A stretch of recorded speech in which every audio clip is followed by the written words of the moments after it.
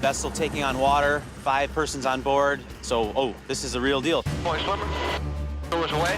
When you go out there on any duty day, it's dangerous. Heavy seas, heavy surf, breaking surf. It's a fight of your life for everybody out there. They hit the water, game on. It's time to go. No mistakes, no errors.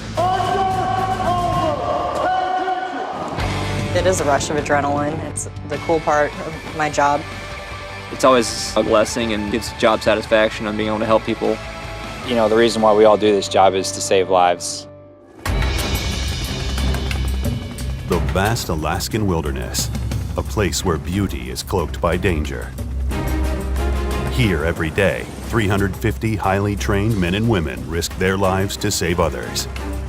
America's deadliest waters are protected by Coast Guard Alaska.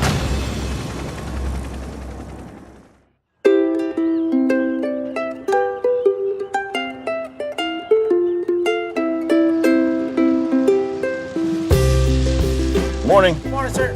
How are you this morning? Great. All right, how we going? All right, see you later. I'm Commander Joseph Deere. I'm the operations officer for U.S. Coast Guard Air Station Kodiak, Alaska. It's a very famous unit across the Coast Guard that's widely recognized as probably the most arduous area to fly in. We have hundreds of search and rescue cases we do a year, thousands of miles apart. When you stretch Alaska over the continental United States, it goes from about Virginia out to Utah. So even though it's only one state, it's absolutely vast. There's about 17,000 people on the island of Kodiak. A little under half of everybody in town is affiliated with the Coast Guard in some way. You know, Kodiak, there's not a lot of middle ground. You either kind of love it or you hate it. Those of us that love it, I'm one of them. We look for multiple tours up here, and it's usually fairly easy to get because there's lots of those that come up here and say, no way, it's too remote, it's Alaska, it's too cold, too windy, whatever. But once you get your work week done, it's got just some absolutely world-class outdoor activities. Of course, we have the Kodiak grizzly bears. Last night I heard there were 5,000 of them on the island. The halibut and salmon fishing is just fantastic. They're 20-pound fish and your line just goes screaming out. They're a lot of fun to catch. It's just fantastic. It's a great place to live and to raise a family. Can't say enough good about it. Love the place.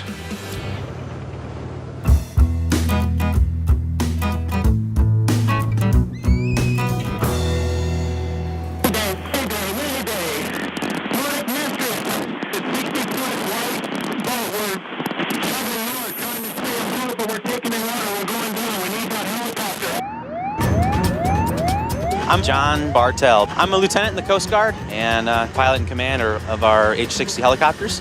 The beeper went off and vessel taking on water, 5 persons on board. About 80 miles northeast of Kodiak. So, this is a real deal.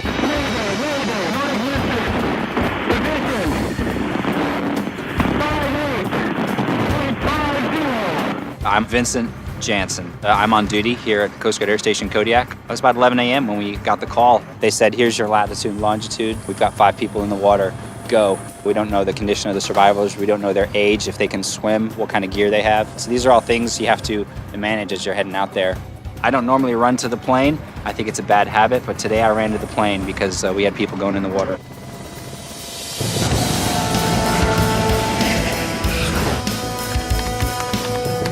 We'd flown for about 75 miles at about 150 knots, between 300 and 500 feet to stay below a cloud layer that we had all the way out there. And then once we got within about 5 miles, and you're scanning a number of different sensors, obviously using the old eyeball to look for something out there, but we were using the radars as well. And you're trying to pick up any signs of distress, orange life rafts, flares, smoke.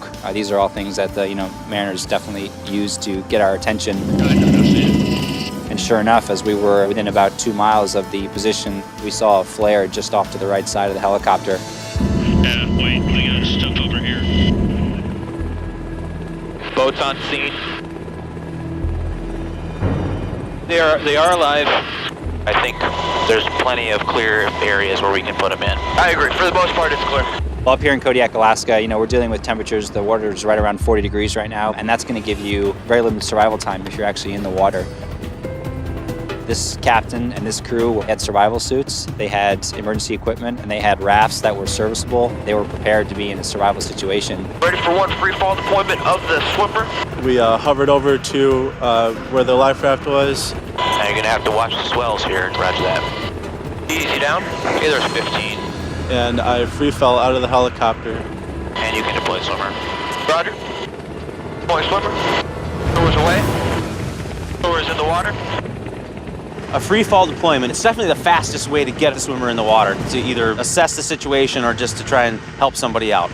Swimmer's okay, clear back to left 30. Swimmer swimming out to 3 o'clock. It was daytime, which is a requirement. We can't do it at night. And the seas weren't terrible. I mean, we can certainly do a free fall deployment when the seas are huge, but I might hesitate then because I might not get them back.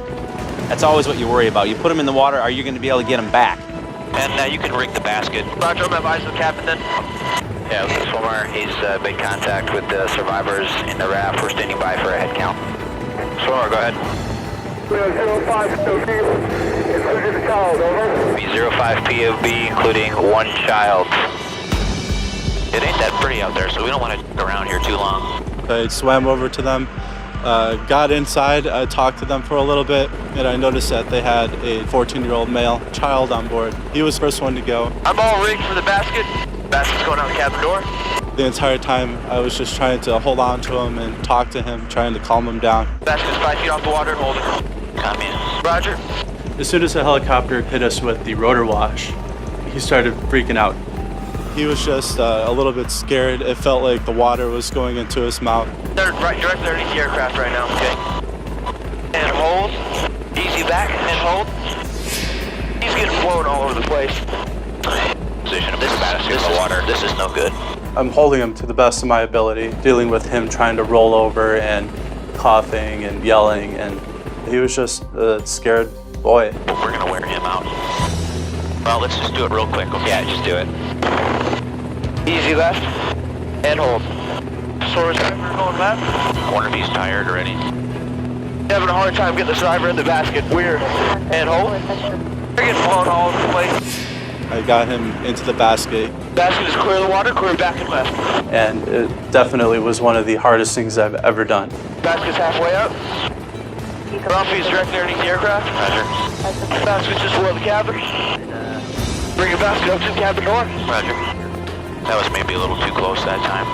And we got him up into the helicopter, and the rest of the evolutions went pretty smooth. Try to take the load. Take the load. Oh, that was a heavy one. Floor is clear of the water, clear back 20. Okay, left. I'm just gonna hold. Roger. Floor is halfway up, swinging a little bit. That's all it is. Floor is inside of the cabin. Raft. Sure. Hoist is complete. Okay. People in Alaska are generally very, very well prepared because they know just how dangerous it can be if they go in the water up here. It's impressive, honestly, it really is. The raft is sinking. Oh, it is? Yep. Oh, man. Let's get out of here. Yep.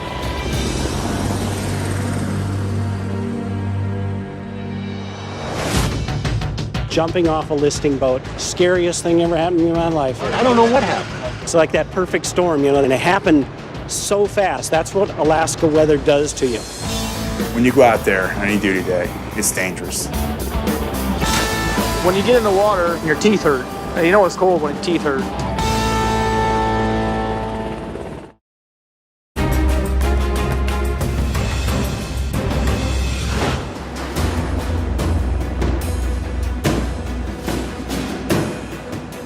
Today we did a really good case. The captain did everything right. They were in a raft, number one, all in Gumby suits, which was great too. They also shot off flares just like they're supposed to, so we could see where they were once we got close, and we got in there and hoisted them all out of the water with a basket, got the swimmer recovered, and came back here. Well, we got about in the middle of the Gulf, leaving Kodiak on our way to Whittier.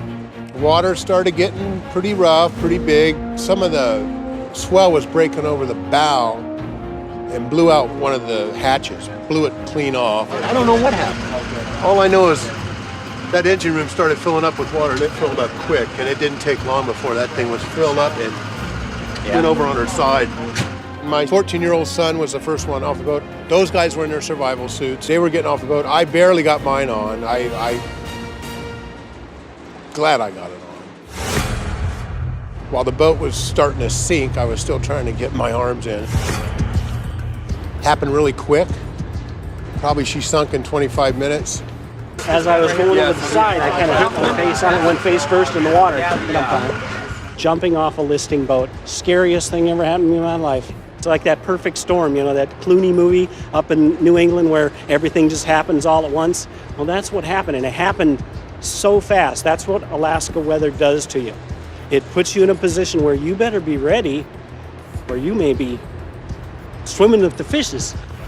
Hey, no, you guys did good. I appreciate it.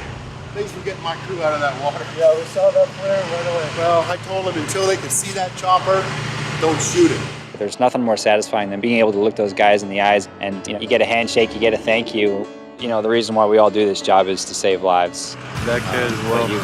Yeah, that first one was hard. That first one was tough. You all right? Yeah, good to go. All right.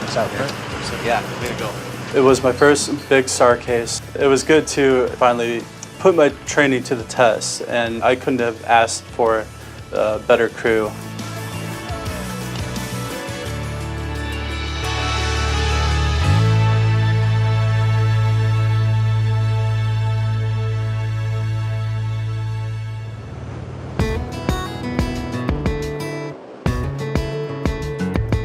Currently in our program here at Air Station Kodiak, Alaska, we have 2 airmen in the trainee program. You could think of them as rescue swimmer candidates. They work out with the rescue swimmers on a daily basis. The workouts may involve running, a lot of swimming, of course, a lot of underwater work. There's a lot that goes into seeing if these candidates have what it takes to ultimately become a U.S. Coast Guard rescue swimmer. Both myself and the person I'm going through the program with right now, Airman Culver, we get challenged daily through our workouts. Lead rest. Crank them out. 10 of them, go. 1, 2. I'm Charles Fowler, and I'm a Chief Aviation Survival Technician. All ASTs are helicopter rescue swimmers. 10. Up tall, on the pool deck. Airman Music and Airman Culver, they're in the pool 2 days a week and at least working out 3 days a week. And they start out from ground zero, and we try to build them up to where they can start into the AST Airman program.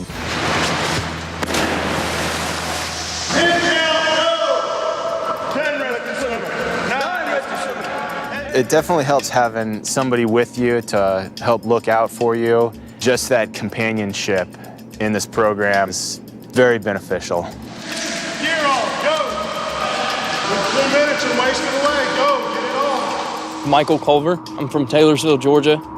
My dad was in the Marines, and I felt that, I knew I wanted to serve my country and do time in the military, so I joined the Coast Guard and decided I'm gonna go rescue swimmer. You have problems with your mask there, Culver? Yes, Chief. What's the problem? It was just fogging up. I've got some anti-fog. It wouldn't be a problem if you had pre-flied your gear, right? No, it wouldn't have, Chief. What's one of the key responsibilities for any desiring AST? Pre-flight all gear. You owe me for that. Music, you got a problem with your mask over there? Just spit in it, Chief. Why's it not on your face? Why'd you snorkel not in your mouth, Culver? Right. Underwater. Ready, set, go. Most of our swimmers are proficient swimmers.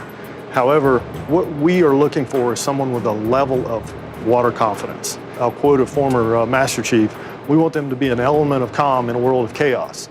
So it's not the perfect swim stroke or the fastest swimmer. It's the most proficient and the guy who can stand the endurance to remain out there for that period of time. Training, it can be stressful at times. It's more than physical though, it's mental. You've got to be able to hang in there. Front approach. Coast Guard. They want somebody that's going to get everything they've got, because there may be a point where you're going to have to put yourself at danger, and they don't want somebody that's going to quit on them.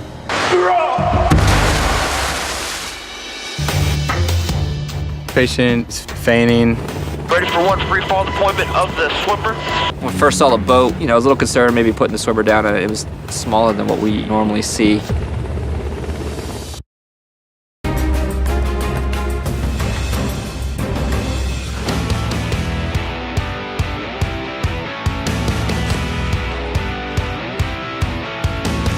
My name's Claude Morrissey. I'm a rescue swimmer. I'm from Roxbury, New Jersey. It's God's country.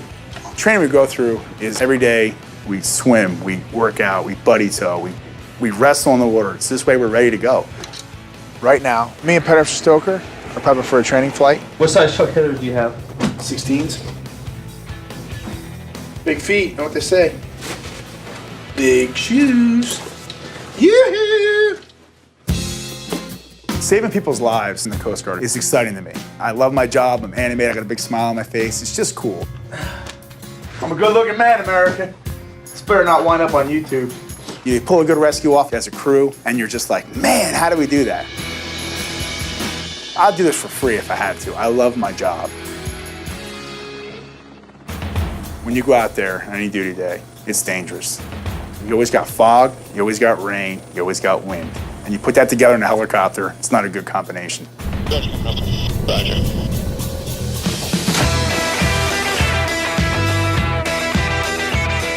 Heavy seas, heavy surf, breaking surf. It's a fight of your life for everybody out there. Some of the weather challenges are the wind, the waves, the visibility. Seems like it's nasty all the time. When you get in the water, it's immediate shock. I mean, your teeth hurt. You know it's cold when your teeth hurt.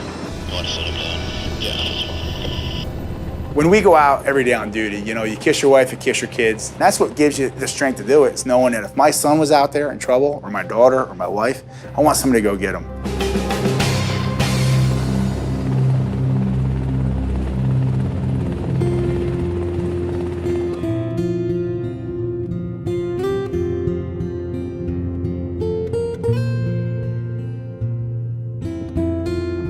Who's your favorite daddy? Am I?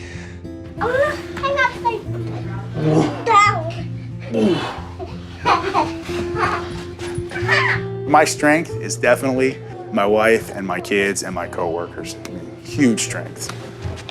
Love you. I want to do that again. You know, up here in the middle of nowhere, if you ain't got your family, you ain't got nothing. My wife's a big support of my life. The kids make it all fun. I do what I do for the family. They hook me up. I worry about him. In the beginning, when we were married in Houston, he would call and tell me if he was going to go out on a case. And then after a while, I just said, please don't do it anymore, because I don't want to know. But I'm proud of him. I don't tell him a lot because his head might swell, but no, I'm proud of him. She got it so bad. She got it so bad.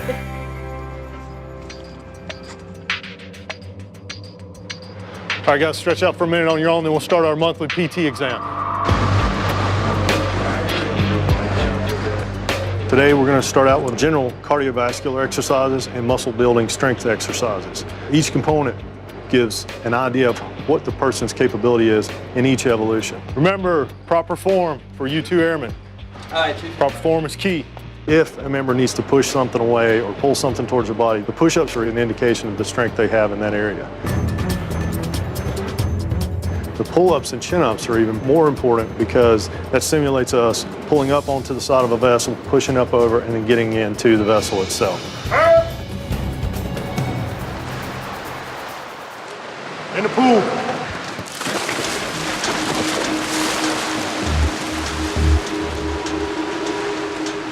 Any AST candidate, what we're looking for is water confidence. That is the key for our job. Most individuals can do the land portion of the physical fitness requirements. It's the pool portion that seems to separate. Have you ever injured your knee before? No, I'm not, Chief. No leg injuries, ankle injuries, no nothing? Broke my right ankle about almost 2 years ago, Chief. Okay, show it. All right, Chief. You're short stroke. You're like just kind of doing that. You've got to get a full stroke. All right, Chief. Character, gentlemen. Character is what builds you. It's that heart.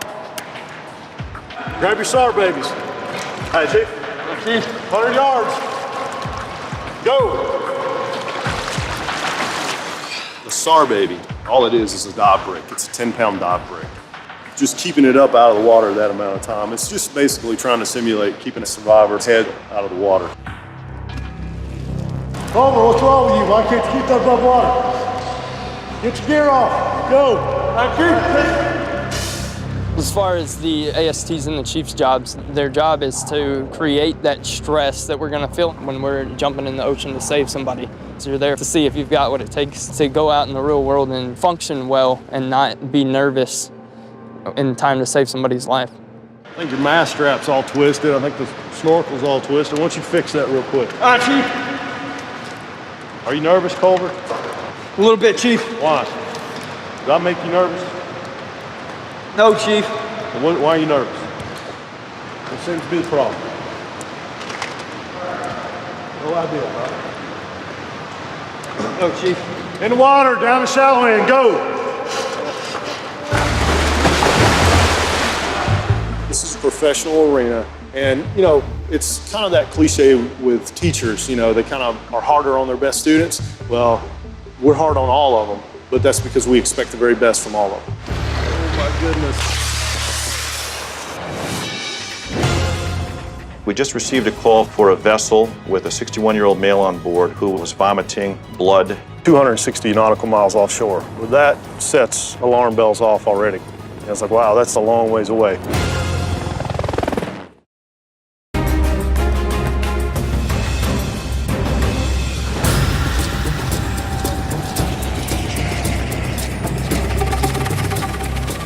So we were already on a mission in the air when we got the call. Requesting an emergency air transport to Homer.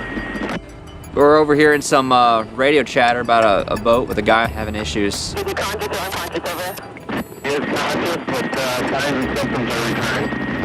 Okay, can you describe to me signs and symptoms over? Severe nausea, possible, I don't know. I just need to get him out of here. So we took down the position, found out it was only about 30 miles away. We were pretty much prepping to go. So when the divert call did come, we were able to get on scene quickly. Here's 30 feet, check swimmer. Roger, check the swimmer. Lures ready? Okay, and you can pretty much count me down. I don't want to go any closer. When we first saw the boat, I was a little worried about the size of it. Smaller than what we normally see. You know, I was a little concerned maybe putting the swimmer down. It was pitching pretty good for such a small boat. But we definitely needed to put our swimmer down because we didn't really know what was wrong with the guy. Easy down. Okay, there's 15. Give you wipers, and you can deploy swimmer. Roger. Deploy swimmer. This is one of my first cases. Got to actually get lowered down to a boat because one of the younger guys. Lures, okay, clear back to left 30. Roger, easy down. Roger. When I'm in that situation, all your training just kind of kicks into gear. The flight medic lowered me down. You know, I want to be able to assess my patient as quick as possible so I can bring him up to the cabin safely. And hook is 5 feet off the water and hold it. Copy in. Roger, easy forward right. I got on scene. Patient fainting when he would stand up. And once I found that out, we decided to take his wife, so we sent her up first so she could get situated.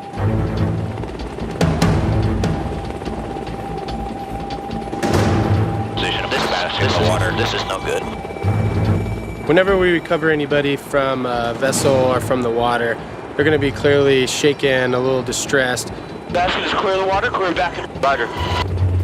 What I try to do is just reassure them that this is routine, this is kind of what we do, and we're very professional, and just give them a little bit of peace of mind and let them know that everything's going to be okay.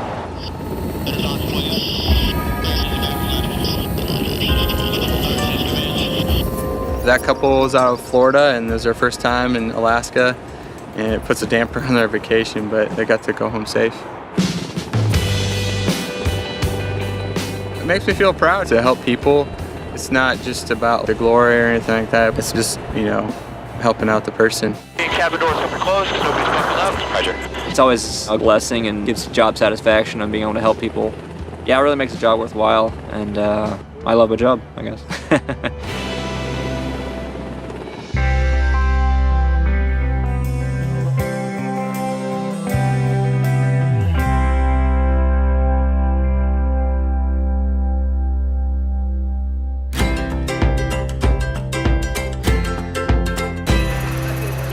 In the water, down the shallow end, go.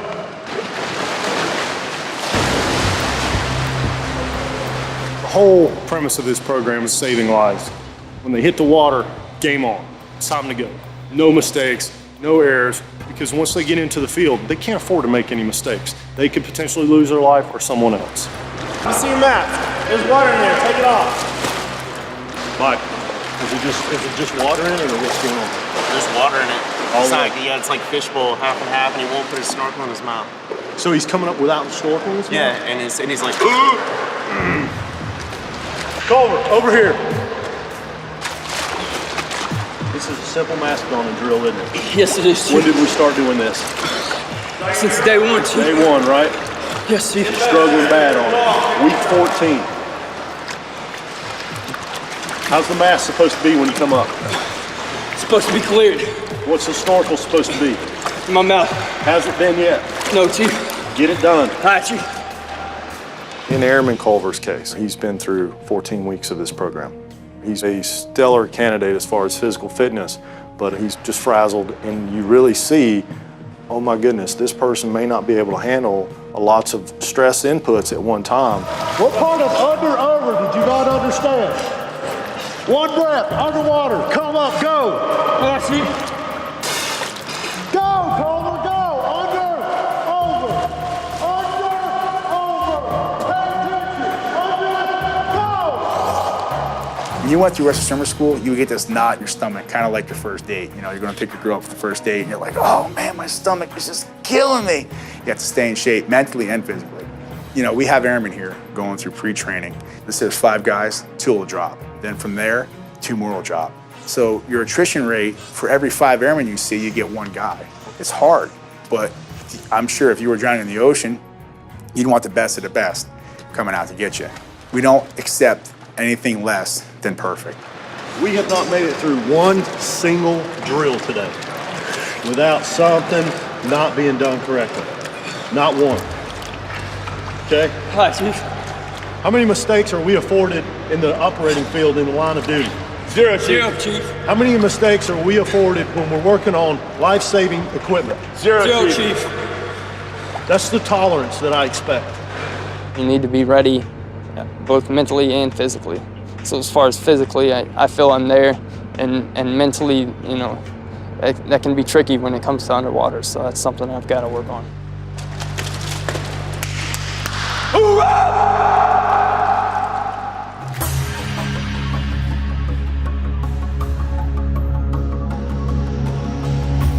We just received a call from our Coast Guard SAR mission coordinator over here in Juneau, Alaska. They directed a launch for an H-60 helicopter to conduct a medevac for a vessel with a 61-year-old male on board who was in a critical medical condition. He was vomiting blood and was going in and out of consciousness. I am going flying. Today, the call came in, and we were actually preparing to go on another flight. We're actually going to do an aircraft swap in Cordova.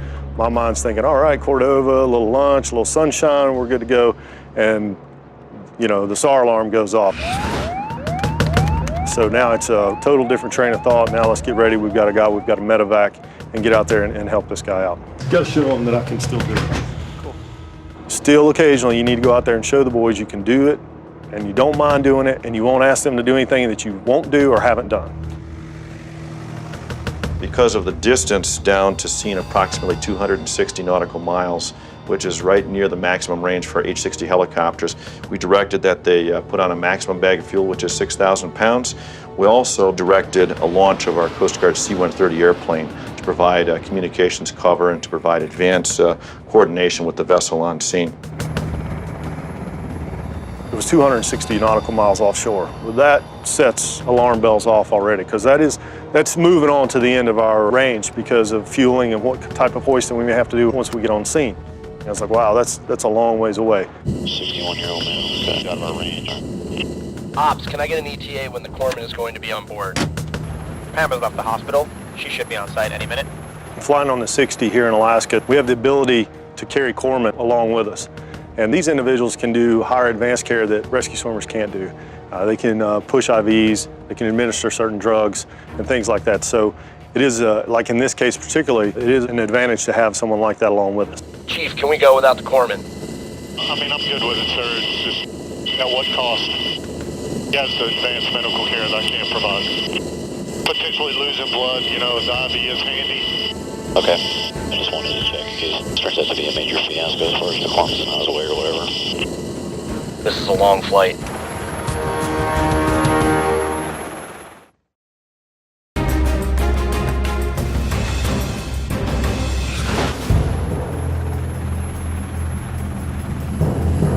Okay, copy. The corpsman just arrived. When we have a known medevac, it's common for us to bring a flight corpsman along with us, and they have a more advanced level of EMT skills that they apply more readily.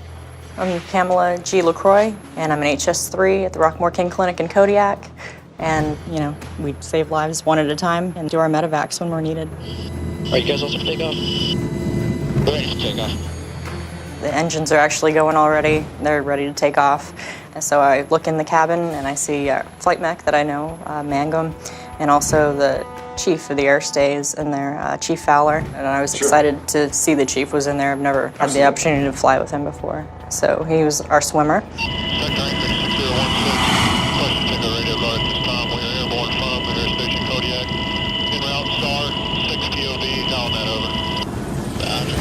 The C-130 was able to get there well in advance of the H-60. C-130 does about 2.5 times the speed of the helicopter. Got it on scene with the fishing vessel Seabird, a 167-foot converted former military naval vessel. So what do you know so far? Only that there's a GI bleed, 1-year-old male. They will need the litter. Oh, they will? Yes. Okay. The litter is basically a stretcher, and the litter is always a demanding hoist. It's like you're carrying a 12-foot board and you're trying to walk through a 4-foot door. You gotta turn it sideways, you gotta pull it in the right way and sort of work it like a puzzle. Approach speed at 100 feet. Just gotta keep an eye on that. Speed are good.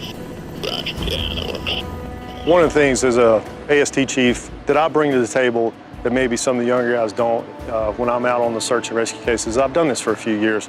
I've seen some of these things, I've been through some of these things, so I don't have the amped up energy of, oh my goodness, this is my first one.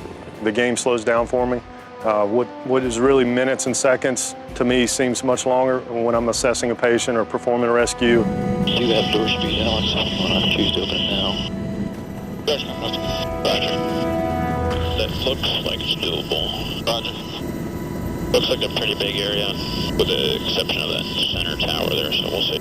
This one turns out to be a large vessel with several cranes on it, a large superstructure in the center. And whenever you're dealing with obstacles on a boat, it's always a potential hazard for hoisting conditions. You don't want to put your swimmer into it. You don't want to let them contact it. You don't want to get things tangled up in it. When things get tangled, things go bad. Okay, hoist is on. So we get Chief rigged up. He always goes down with his fins and his goggles just in case he has to get wet, bend the ship, whatever. We take no chances. Swimmer's ready. Take swimmer outside cabin for a load check. Load check complete. Swimmer's on his way down. When we're deployed down to a vessel, we have the wind coming at our face from the helo. You see the motion of the seas below you. You see that the vessel's still underway, and you're being lowered down, and you're flying forward at the same time. So all of these things are dynamics which play into it. You know, when you first experience this, it's kind of a different phenomenon. Later in your career, it becomes second nature. Come forward a little bit more, sir. Roger. Hold. Hold. Easy back. Easy back. Hold. And swimmer's on deck. So we put him down on the vessel. He gives me the thumbs up, calls for the litter. It's a sign. They put it over the head, they make an L. That lets us know without even having to use radio communication that's what he wants. Litter's going down. On its way down. Position looks good. Roger. The litter's on deck. My swimmer's on deck, we get the litter on deck. Chief gives me the thumbs up. I realize it's gonna take a minute and he disappears down deck. Whenever you see your swimmer disappear, you know, it's a small amount of anxiety. You want to make sure you keep eyes on him at all times. That's what we train for. I am trying to get eyes on him because I'd just like to see, you know, what am I dealing with here? Because you never know. Oh, he looks like he's in pain. Yeah, he does. Good coming. Nice. That looks pale green. Yeah, he don't look too good. The pilots are saying he's looking kind of green in the gills. And, you know, I just want to see if he's hypothermic or what kind of things we need to do to help this patient. Ready? Have the ready to pick up. The litter is clear of the deck. Litter's on its way up.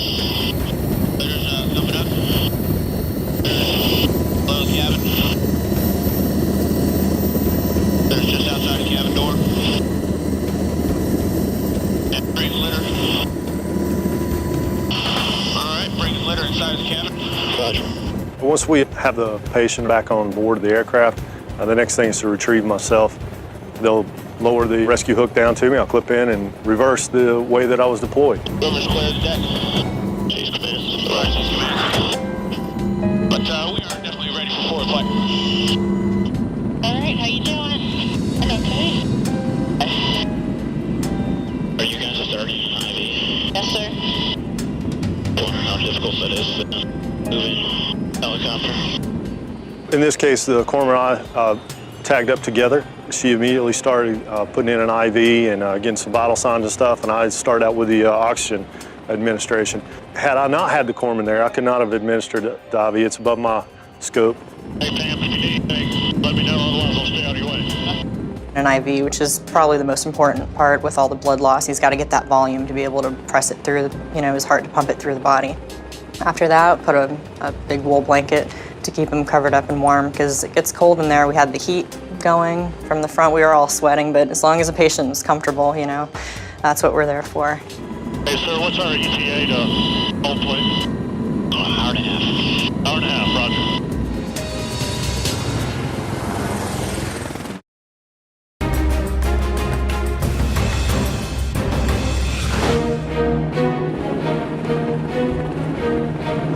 He was a 61-year-old male, 260 nautical miles offshore, and he had some internal bleeding of some type. Primary thing was getting down to the vessel and hoist him up to the helicopter. At any time we have a long transit like this, the key thing is to make sure that the patient's as comfortable as we can make them. Not feeling good, definitely. In our 2-hour transit back from the vessel, he got a little sick on the way back.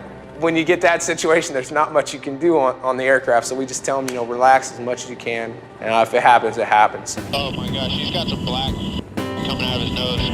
Oh, It's bad, yeah. Okay. Is it blood? It might be blood, but it's not active bleeding. Yeah. That's okay. Not okay, but... Yeah. Ready for approach. He was in pretty good spirits. He tried to joke a couple of times.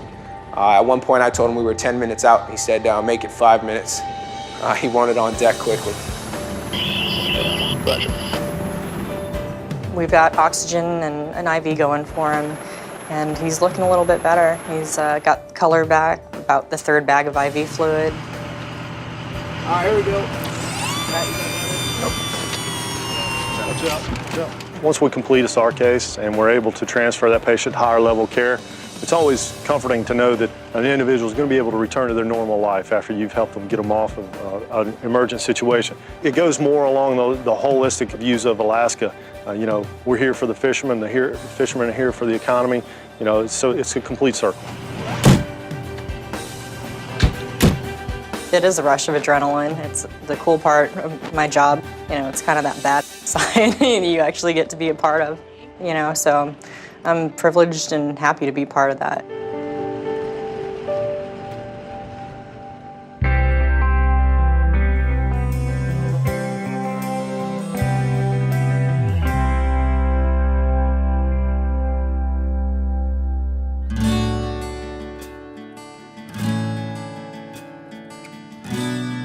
You guys ready? Let's hit the beach. Get your stuff on, go. Put your jackets. Come on. After a rescue like the Seabird, going out there and putting yourself in harm's way, it's really nice to come home, get some family time, and just get away where we can go and be isolated and spend some quality time with each other. Come here, bud.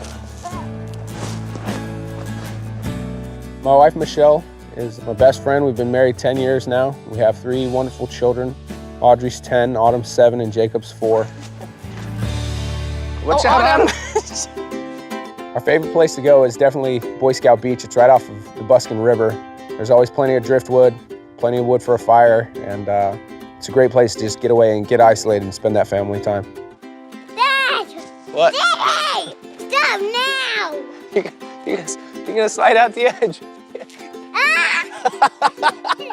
Our favorite thing to do is have a bonfire, definitely roast some s'mores out on the beach, do some beach combing, looking for seashells, and use those things to decorate the house. There's some fun stuff to climb on out there, trees, and climbing the ropes up the side of the hill, and just getting away and having that family time together.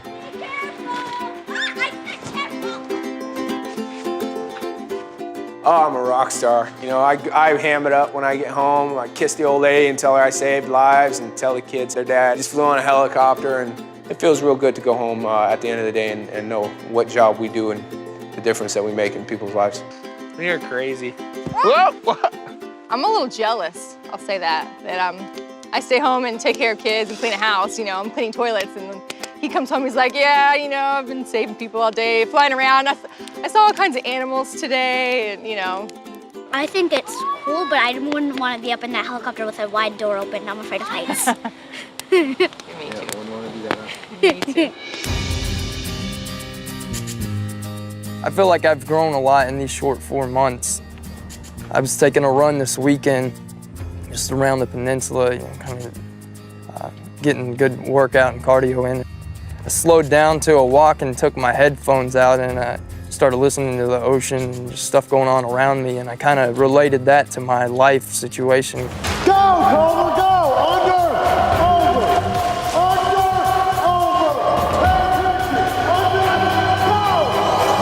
go! Feel like you're letting your team member down? Yes, Chief. You should. I realize I'm 21 years old. I'm not ready at the moment to be a rescue swimmer. Let them know that it wasn't something that I felt I was really ready for at the time. I didn't want to have somebody in need of me and I lose composure when they needed me the most. And then we wind up with 2 people in danger. But at any point in time that the individual decides that they do not want to continue with training, they have the option of saying DOR. It's disenroll on request. Not everybody is an AST.